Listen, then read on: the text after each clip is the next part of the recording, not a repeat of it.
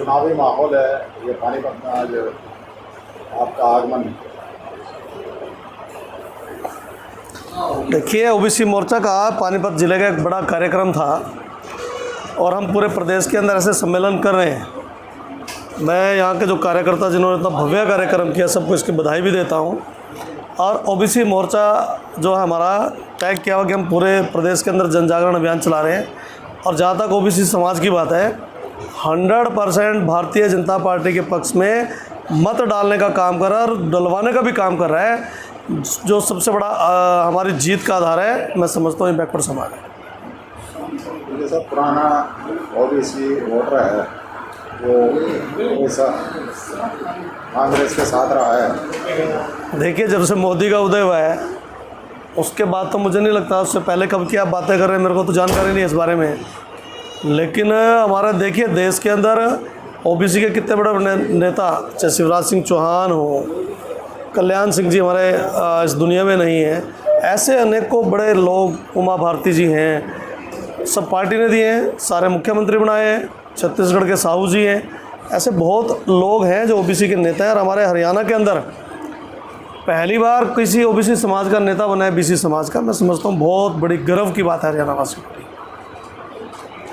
तो यहाँ के वोटरों के लिए आपका संदेश? देखिए, 5 तारीख का दिन होगा, कमल निशान होगा। और राहुल गांधी कह रहा था ना कि 8500 रुपये खटाखट आएंगे। हम कह रहे हैं, निवेदन कर रहे हैं कि आप उनके खटाखट का जवाब टकाटक से देना, बटन दबा करके टकाटक बटा देना, क्योंकि वो खटाखट वाले तो चले गए। अब तो हरियाणा की जनता जनार्दन ने तय कर लिया, भाजपा तीसरी बार, नायब साहनी दूसरी बार। धन्यवाद। करके आना और जिम्मेवारी लेके आना कि तेरा हर काम मैं करूंगा और चिंता मत करना, थारा सारा काम मैं हमारे चुने हुए लोग करेंगे। इसलिए मैं निवेदन करने के लिए खड़ा हुआ हूँ कि आप सब लोग पूरे तन मन के साथ जबरदस्त तरीके से लोगों में घुस जाइए और ये खूनी पंजा जो 60 साल तक हमारी पीठ में एक छुरा घोंपता रहा, इसको ठीक जगह पर पहुंचाइए। यानी ठीक जगह क्या? कांग्रेस मुक्त हरियाणा करने का जो मोदी जी का सपना है। आइए तीसरी बार इस कांग्रेस का सूप का साफ करें। आप सब में ये ताकत है, आइए अपनी ताकत का इस्तेमाल करेंगे। कमल का बटन दबा दबा के भारतीय जनता पार्टी के नायब साहनी को हरियाणा का मुख्यमंत्री बनाएंगे। बहुत बहुत धन्यवाद दोस्तों। अब हमारे बीच में आदरणीय उत्तर प्रदेश मदन सिंह चौहान जी, हमारे प्रदेश अध्यक्ष ओबीसी मोर्चा, हमारे बीच में अपनी बात को रखेंगे। तो जोरदार तालियों से स्वागत करें मदन चौहान जी, पूर्व मेयर। आर्या जी, रफल सिंह जी, सुनीता कश्यप जी और मंच पर सभी हमारे नेतागण बैठे, समाजों के प्रधान बैठे सभी, मैं सभी का बहुत बहुत स्वागत करता और अभिनंदन करता हूं। और मेरे सामने जो हजारों की तादाद में हमारे पिता तुल्य बुजुर्ग नौजवान साथी और मातृ शक्ति बैठी है, मैं आपका भी अभिनंदन करता हूं और बहुत बहुत स्वागत करता हूं। भाइयों और बहनों, भी महिपाल जी ने बड़ी डिटेल में आपके सामने बात रखी है। हरियाणा के अंदर जब से भारतीय जनता पार्टी की सरकार आई है, पहली बार ओबीसी ए वर्ग को अगर किसी ने राजनीतिक आरक्षण देने का काम किया तो हमारी सरकार, भारतीय जनता पार्टी की सरकार ने किया मित्रों। 8%।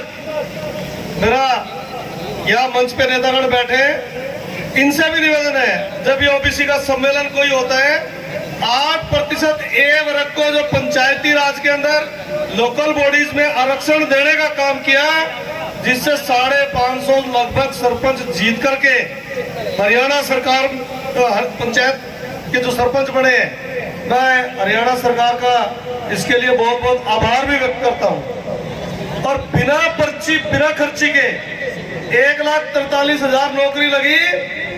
जिस बच्चे ने मेरिट, जर्नल की मेरिट को क्रॉस किया, उसको जर्नल में कंसीडर किया, और जिसने अपना आरक्षण था 27% का, उसका लाभ मिला। लगभग 33-34% बच्चे ओबीसी के और ऐसे ही एससी समाज में लगाने का अगर किसी ने काम किया, वो हरियाणा की बहुत ही लोकप्रिय सरकार, जिसके एक यहाँ हमारे बहुत बड़े मंत्री आदरणीय महिपाल डाडा जी बैठे हैं, इस सरकार ने करने का काम किया। मित्रों, ऐसे अनेकों अनेकों काम फैमिली आईडी के माध्यम से हिंदुस्तान के अंदर आयुष्मान चिरायु कार्ड बना करके देने का अगर कहीं काम हुआ है, 48 लाख परिवारों का। आदरणीय नरेंद्र जी, आप उत्तर प्रदेश से चल करके आए हैं, हरियाणा ऐसा पहला राज्य है आयुष्मान चिरायु कार्ड देने का अगर किसी ने काम किया, हमारी सरकार ने किया। इतनी बड़ी योजना लेकर के आपके बीच में आए, अगर किसी ने सम्मान ओबीसी का किया, 4 टिकटें भी हमने दिए। कांग्रेस वालों का हिसाब जो महिपाल जी बोल करके गए, इस बार उनको यहां से चलता ही करने हैं। क्या हुआ भैया, बात में बोला। आदरणीय सभी साथियों से निवेदन है कि भाई सबके लिए खाने का इंतजाम किया हुआ है, आप सभी ने बिना खाने के नहीं जाना है। आप प्लीज सिर्फ 10 मिनट और बैठो और खाना खा के जाना सभी। मैं आपके बीच में और मंत्री जी के बीच में ज्यादा देर रहना नहीं चाहता। मेरा निवेदन है, हमारे यहाँ महिपाल जी बैठे हैं, जिले की 4 विधानसभा सीटें हैं, और जो हमारा बीसी वर्ग है, ये एक तरफा भारतीय जनता पार्टी के पक्ष में वोट डालने का काम कर रहा। मैं अपनी तरफ से मंच के माध्यम से आपका बहुत बहुत आभार भी व्यक्त करता हूँ। यहाँ जिन्होंने जिले के लोग इतना बढ़िया कार्यक्रम कराया, इनका बहुत बहुत धन्यवाद। भारत माता की, भारत माता की। मेरा आदरणीय नरेंद्र कश्यप जी से निवेदन है, जो हमारे बहुत बड़े मंत्री हैं उत्तर प्रदेश के, वो आए और हम सबको संबोधित करने का काम करें। आदरणीय नरेंद्र कश्यप जी। साथियों, मैं 5 से 10 मिनट में आपके बीच से विदा ले लूंगा। मुझे यूपी जाना है। कुछ पंक्तियों के साथ अपनी बात को शुरू करूंगा और बहुत जल्दी आपको जाने के लिए कहूंगा। कुछ पंक्तियां शुरू कर रहा हूं। हम निकल पड़े हैं पढ़ करके, हम निकल पड़े हैं पढ़ करके, तन मन अपना अर्पण करके। जिद है एक सूर्य खिलाना है, अंबर से ऊंचा जाना है, हरियाणा में कमल खिलाना है। भाई बहनों, हरियाणा प्रदेश में कमल खिलाने के लिए इस मंच पे विराजमान बहुत ही यशस्वी तेजस्वी पानीपत ग्रामीण से आपके लोकप्रिय प्रत्याशी श्री महिपाल जी, भारतीय जनता पार्टी ओबीसी मोर्चे के नेता श्री मदन चौहान जी, ओबीसी मोर्चे के नेता आदरणीय आर डी कल्याण जी, भाई नफल सिंह जी, और बहुत माफी के साथ मंच से माफी चाहता हूं, सबका नाम लिया जाना इस समय संभव नहीं है। हम सबके संपूर्ण सभी मंचस्थ भारतीय जनता पार्टी और ओबीसी मोर्चे के नेता और मंच के सामने बैठे बहुत ही इज्जत और बहुत ही सम्मान के योग हमारे बुजुर्ग, मातृशक्ति और नौजवान साथियों, आज हम सब लोग हरियाणा प्रदेश में तीसरी बार भारतीय जनता पार्टी की सरकार को बनाने के लिए संकल्पबद्ध होकर आए। और अभी 2024 के पार्लियामेंट का चुनाव पूरे देश में हुआ है। भाई बहनों, भारत के लोकतंत्र का, भारत की राजनीति का यह पहला मौका था 2024 के लोकसभा का चुनाव, जिसमें 62 सालों के बाद लगातार प्रचंड बहुमत के साथ देश में प्रधानमंत्री किसी नेता को बनने का मौका मिला तो उस नेता का नाम नरेंद्र मोदी है। 62 सालों के बाद हरियाणा तो 90 सीटों वाली असेंबली वाला प्रदेश है। हरियाणा तो महाभारत, गीता, ऋषियों मुनियों और बड़े बड़े महापुरुषों का पवित्र स्टेट है। जब देश के लोग तीसरी बार मोदी जी को पीएम बना सकते हैं तो आपको भी तीसरी बार भारतीय जनता पार्टी को सरकार बनाने के लिए आगे आना होगा।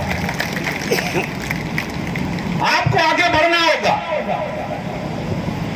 ओबीसी चौपाल के नाम से आयोजन है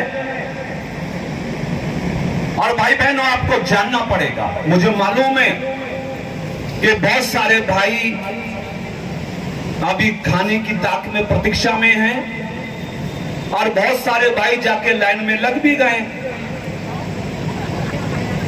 ये शासन राशन से नहीं आता जी, शासन अनुशासन से आता है, सत्ता अनुशासन से आती है। हम लोगों को अनुशासन का ध्यान रखते हुए और राशन की चिंता किए बिना अगर भारतीय जनता पार्टी का कमल अपने हाथों में लेकर चलेंगे तो कांग्रेस पार्टी की क्या औकात है हमें हरियाणा में हराने का काम कर सकती है क्या? ना, नहीं कर सकती। इसलिए पिछड़े समाज के भाइयों और आदरणीय महिपाल जी, हिंदुस्तान में पहली बार हुआ है मोदी जी की सरकार में कि ओबीसी कमीशन को संवैधानिक दर्जा हिंदुस्तान में किसी प्रधानमंत्री ने दिया है तो नरेंद्र मोदी जी ने दिया। हिंदुस्तान में नीट की परीक्षा में भाई बहनों कश्यप, पाल, प्रजापति, माली, सैनी, तेली, धोबी, कंबोज, बहुत सारे समाज, गुजर, यादव समाज के लोग यहां बैठे होंगे, तमाम पिछले समाज के भाई यहां बैठे होंगे। गरीबों के घर से कभी डॉक्टर पैदा होंगे हम लोग नहीं सोचते थे। बड़ी महंगी पढ़ाई है डॉक्टर की। एक एमबीबीएस, एमडी, एमएस करना हो तो करोड़ों रुपए खर्च होते थे, लेकिन नीट की परीक्षा में 27% आरक्षण देने का काम हिंदुस्तान में किसी ने किया तो नरेंद्र मोदी ने किया। 6000 बच्चे इसी साल हमारे ओबीसी समाज के एमबीबीएस के एडमिशन में आ गए हैं। शिक्षा समाज की उन्नति का सबसे बड़ा हथियार है। डॉक्टर अंबेडकर ने की सोच बहुत बड़ी थी इस पे। डॉक्टर अंबेडकर ने कहा था कि शिक्षा वो शेरनी का दूध है, जो इसे पिएगा वो ही शेर बन जाएगा। भाई बहनों, पिछले समाज के भाइयों को शेर बनाने के लिए देश के प्रधानमंत्री नरेंद्र मोदी जी ने सैनिक विद्यालयों में, केंद्रीय विद्यालयों में 27% रिजर्वेशन देकर हमारे बच्चों के शिक्षा के रास्तों को खोलने का काम कर दिया इस हिंदुस्तान में। कभी नहीं हुआ देश में कि ओबीसी सांसदों को केंद्र की सरकार में मंत्री बनने के बड़े सौभाग्य मिले हो। पहला मौका है हिंदुस्तान में कि मोदी की कैबिनेट में 27 ओबीसी सांसदों को मंत्री बना के सत्ता में हिस्सेदारी देने का काम कर दिया नरेंद्र मोदी जी ने। 4 करोड़ मकान। आदरणीय महिपाल जी, चौहान साहब, आपसे बात करने आया हूं तो मुझे बात सुनेंगे आप? बंद करूं क्या? तो सुनोगे, फिर सुनोगे, फिर तो खुश नहीं होगी। 4 करोड़ 10 साल में 4 करोड़ पक्के मकान, 10 करोड़ से ज्यादा उज्ज्वला योजना के अंतर्गत गैस के सिलेंडर, गैस के कनेक्शन, 12 करोड़ शौचालय, 13 करोड़ प्रधानमंत्री सम्मान किसान निधि का लाभ, 48 करोड़ जनधन खाते, 55 करोड़ को आयुष्मान कार्ड, 80 करोड़ को निःशुल्क राशन और 220 करोड़ निःशुल्क वैक्सीन देकर हिंदुस्तान में मोदी जी ने नया इतिहास लिखने का काम किया। भाई हिंदुस्तान में जब से प्रधानमंत्री नरेंद्र मोदी जी बने हैं, इन पिछलों के चेहरे पर खुशहाली आई है। इन पिछलों को राजनीति आगे करने का मौका मिला है। इन पिछलों को राष्ट्र सत्ता में हिस्सेदारी मिलने का मौका मिला है। और उसी पैटर्न पर हरियाणा प्रदेश के यशस्वी मुख्यमंत्री आदरणीय नायब सैनी साहब भी धीरे धीरे आगे बढ़ने का काम कर रहे हैं। 50 दिन बहुत ज्यादा नहीं होते जी। हरियाणा प्रदेश में आपके यशस्वी मुख्यमंत्री आदरणीय नायब सैनी साहब ने 50 दिनों में हिंदुस्तान की राजनीति का हरियाणा पहला प्रदेश है जिस प्रदेश ने 24 किसानों की फसली को पर एमएसपी की गारंटी देने का काम हरियाणा में किया। ऐसा आपने मुख्यमंत्री दिया है हरियाणा पहला ऐसा प्रदेश भारतीय जनता पार्टी की सरकार में है जिसमें 8% रिजर्वेशन ओबीसी ए को और 5% ओबीसी बी को देके पंचायत के चुनाव में हिस्सेदारी देने का काम किया है। सच मानिए, ऐसा समय हरियाणा में आने वाला है, ऐसा वक्त हरियाणा में आने वाला है। नायब सैनी साहब को आप समझ लीजिए कि जो आदमी 50 दिन में हरियाणा की राजनीति में नया इतिहास लिख सकता है, जो आदमी 50 दिन में हरियाणा की राजनीति को बदल सकता है, जो आदमी 50 दिन में हरियाणा के अंदर किसानों की तकदीर और तस्वीर को बदल सकता है, यदि उस आदमी को 5 साल का मौका दे दो तो हरियाणा के हर घर में खुशहाली होगी, समृद्धि होगी, विकास होगा, तरक्की होगी। इसलिए अपील करने आया हूं कि इससे बढ़िया मौका आपके सामने नहीं है। कांग्रेस पार्टी अपने पुराने पैटर्न पे चल रही है आज भी। नेहरू गांधी से इंदिरा गांधी, इंदिरा से राजीव गांधी, राजीव से राहुल गांधी, सोनिया गांधी, वही गांधी। किसी और को मौका नहीं, किसी और को अवसर नहीं। वही परिवारवाद, वही भ्रष्टाचार की नीति। पिछले समाज के भाइयों कुछ गलतियां हम लोगों से 2024 के लोकसभा के चुनाव में हो गई। हमें पश्चाताप है उस चीज का कि हमारे बहुत सारे लोग इंडी गठबंधन के बहकावे में आगे उन्होंने बोल दिया कि मोदी संविधान बदलना चाहते हैं, उन्होंने बोल दिया आरक्षण खत्म करना चाहते हैं। लोगों ने भरोसा कर लिया। और जिस भारतीय जनता पार्टी को 400 सांसद के साथ सरकार में होना चाहिए था, वो 293 में रह गई। हमें अपनी गलती को सुधारने का अवसर ये 5 अक्टूबर को आने वाला है। कांग्रेस पर भरोसा मत करो, कांग्रेस पर विश्वास मत करो। इस कांग्रेस के बारे में 1952 में डॉक्टर अंबेडकर ने कहा था कि यह कांग्रेस डूबता हुआ जहाज है, जो भी इसमें बैठेगा वही डूब जाएगा। डॉक्टर अंबेडकर ने कहा था दलित पिछड़े समाज के लोगों, आप गलती से भी कभी कांग्रेस पार्टी के 4 आने के मेंबर मत बनना।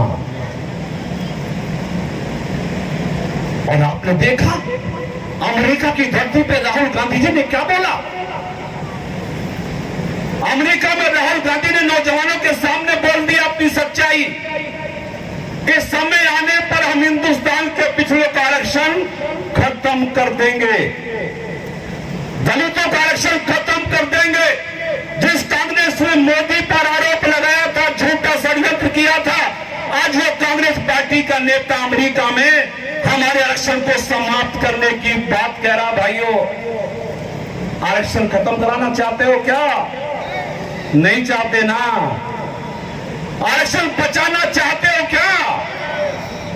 अगर बचाना चाहते हो तो संकल्प ले लो कि जो हाथ हमारे आरक्षण को खत्म करने के लिए उठेंगे, उन हाथों को हम तोड़ने का काम करेंगे, उन हाथों को हम औकात बताने का काम करेंगे। भाई बहनों, ये कांग्रेस भ्रष्टाचार की जननी है, ये कांग्रेस परिवारवाद की जननी है, ये कांग्रेस भारत के विकास नहीं, भारत के विनाश की जननी है भाई बहनों। हरियाणा को बचाओ, बचाओ हरियाणा को, हरियाणा के पिछड़ों को बचाओ, हरियाणा के दलितों को बचाओ, किसानों को बचाओ और भारतीय जनता पार्टी को जिताओ। और एक बात तय मान लेना, कुछ अखबार वाले, कुछ विपक्षी पार्टी के लोग बीच बीच में गुमराह करेंगे कि कांग्रेस मजबूत हो रही है, भाजपा कमजोर हो रही है, ऐसा वैसा कहेंगे। इन पे भरोसा मत करना, ये बड़े चालाक है जी।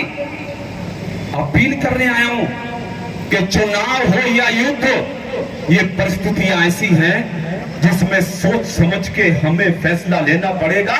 हम हिंदुस्तान में 55% हैं, हरियाणा में 55% से भी ज्यादा है ओबीसी। जिसको चाहेगा सत्ता में बिठा देगा, जिसको चाहेगा निस्ता नाबूद करने का काम कर देगा। इसलिए कांग्रेस के बहकावे में नहीं आना, कांग्रेस के झूठे वादों में नहीं आना। हरियाणा में अभी हुड्डा हुड्डा का बेटा, बेटा का पोता, अभी वो ट्रेंड है राजनीति का। किसी कश्यप को आगे नहीं आने देंगे, किसी पाल को नहीं आने देंगे, किसी प्रजापति को नहीं आने देंगे। और कश्यप समाज के भाइयों, आपको मालूम है क्या किसी कश्यप को कांग्रेस ने टिकट दिया हरियाणा में? आज की तारीख कोई बताएगा क्या? है किसी को टिकट? एक भी नहीं ना, नहीं है ना।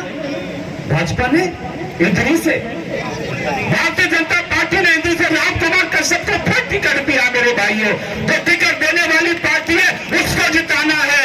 ये जो ना देने वाली पार्टी है, उसको जिताना फैसला तो आपको करना पड़ेगा ना, ये है ना।